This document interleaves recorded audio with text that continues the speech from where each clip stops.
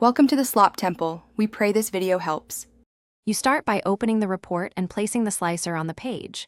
Do this now. Once the slicer field is chosen, make sure its source table has proper relationships to other visuals. This matters because syncing relies on shared fields or model relationships. You should save a backup copy before you continue. Now, with the slicer selected, move to the View ribbon. Use the Sync Slicers pane to begin configuration and to see all report pages.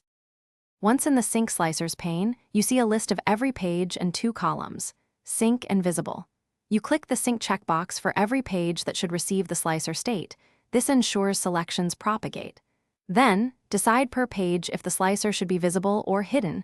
Visibility does not affect syncing. Make sure slicer visuals across pages use the exact same field. Otherwise, Power BI can't carry the state.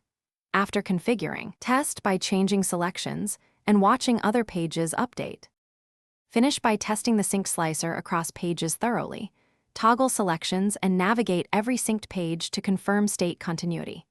If something breaks, check that every sync slicer uses the same field and that relationships in the model are active because inactive relationships block propagation. Also, be aware bookmarks, page-level filters, or drill-through settings can override the sync state, so review them next. Once validated, publish to the service and retest.